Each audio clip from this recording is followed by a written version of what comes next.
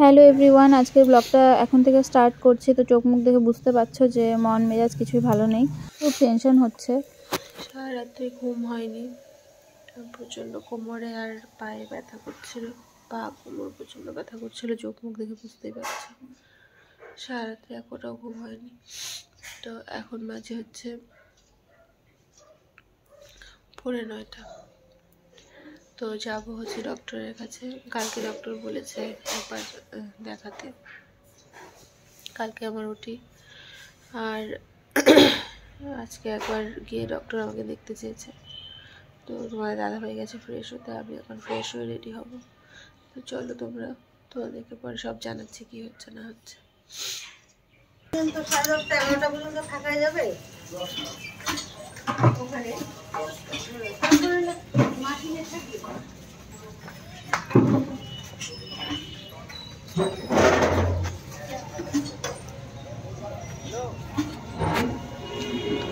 আজকে ডাক্তার আমাদেরকে একটু ডেকেছে চেক আপের জন্য। তো কালকে আমার ওটি আর আজকে ডক্টর ডেকেছে আরেকবার চেক আপের জন্য, জানি না কেন। তো হচ্ছে যাচ্ছি তোমাদের দাদাভাইয়ের সঙ্গে, সেই জন্য আরও বেশি করে টেনশন হচ্ছে। আর কালকে সারা রাত শুধু দেখেছি ওটির ভিডিওগুলো, যে মানে কি ব্যাপার না ব্যাপার, তো ওগুলো দেখে আরও বেশি করে ভয় লাগছে। তো সব কিছু শুরুর থেকে আমি মদনমোহন ঠাকুরের উপরে ভরসা রেখেছিলাম, শ্রীকৃষ্ণের উপর ভরসা রেখেছিলাম। তো আজকে যেহেতু কালকে ওটি, কালকে তো আর আসতে পারবো না, কালকে ভোর যেতে হবে। সেই জন্য আজকে চলে এসেছি মদনমোহন বাড়িতে, একটু ঠাকুরকে প্রণাম করে ঠাকুরকে সব কিছু বলে যাচ্ছি যাতে সব ভালোভাবে হয়। চলে এসেছি তাই মন্দিরে। মনে অনেকটা ভয় হচ্ছে, কারণ নার্সিংহোমে অ্যাডমিট এই প্রথমবার হব আর কি। কীভাবে কী হবে এক একজন এক এক রকম বলছে, সব শুনে খুব ভয় হচ্ছে ভেতরে। তো ওখান থেকে পুজো দিয়ে তারপর চলে এসেছি নার্সিংহোমে, এসে বসেছিলাম ডক্টরের জন্য। তো ডক্টর দেখিয়ে তারপর আবার বাড়ি যাব, অনেক কাজ রয়েছে। তো ডক্টর দেখানোর পরে ডক্টর আবার কিছু টেস্ট করতে দিল, ব্লাড টেস্ট আবার, মানে জানি না কী সব হচ্ছে। তো যাব এখন।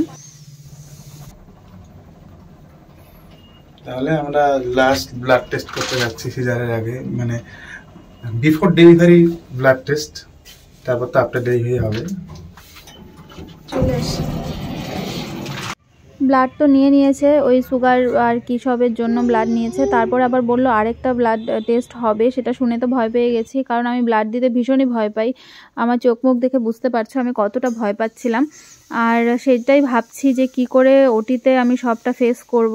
ব্লাড দিতে এত ভয় পাই, এগুলো ভেবেই প্রচণ্ড টেনশন হচ্ছে আমার ভেতরে, কিন্তু বুঝতে দিচ্ছি না কাউকে। আর এই দেখো, এই যে ব্লাড টেস্টটা হচ্ছিল, এটা নাকি মানে আমার রক্ত কত তাড়াতাড়ি তঞ্চন হয় আর কি, জমাট বাঁধে, সেটা দেখার জন্য একটা টেস্ট। আমি নামটা ঠিক বলতে পারছি না। তো এটাই আমি জিজ্ঞেস করেছিলাম, তো আমাকে বললো এই বিষয়ে এই টেস্টটা দিয়েছে। তো চলো করে নিই।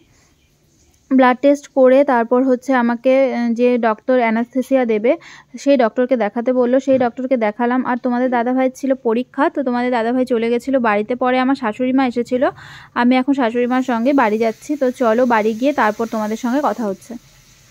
চলে এসেছি বাড়িতে, আর বাড়িতে গিয়ে ঘরে গিয়ে এখন আগে ফ্রেশ হব। আর ভালো লাগছে না, কালকে ওটি আর আজকেও সারাদিন এভাবে গেল আর কি, সেই জন্য। তো চলো, পৌঁছে জাস্ট স্নান করলাম, এখন খাওয়া দাওয়া করবো, 3টা বাজে। আর মাও আসছে আজকে, আর তোমার দাদাভাই তো অনেকক্ষণ আগে এসছে, পরীক্ষা ছিল ওর। তো যাই হোক চলো, খুব টেনশন হচ্ছে, চোখ মুখ দেখে বুঝতে পারছো। জানি না কেন, কালকে যেন সব ভালোভাবে হয়, এটাই আর কি।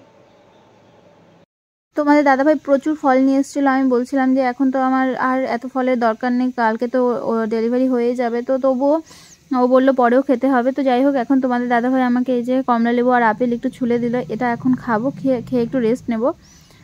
তো দুপুরবেলা ফল টল খেয়ে আমি একটু শুয়েছিলাম, আর শুয়ে মন খারাপ করেছিলাম। তো মা এলো, আর যে আমার মামাতো ভাই, ও দেখা করতে এসেছে আমার সঙ্গে, যেহেতু কালকে আমার ওটি, সেই জন্য। তো ওরাই বলছিল আর কি, এত টেনশন করিস না, এই সবই কথা হচ্ছিল সবার সঙ্গে। তারপর এখন বসেছি দেখো প্রেসক্রিপশন নিয়ে। প্রেসক্রিপশন মানে কালকে যেহেতু সব ডকুমেন্টসগুলো গোছাতে হবে, ভোর বেরোবো, 6টার সময় অ্যাডমিট হতে বলেছে, সেই জন্য এখন বাজে রাত 7:30। তো এখন সব কিছু গুছিয়ে নিচ্ছি, কি লাগবে না লাগবে ভালোভাবে, যাতে ওখানে গিয়ে কিছু খুঁজতে না হয়।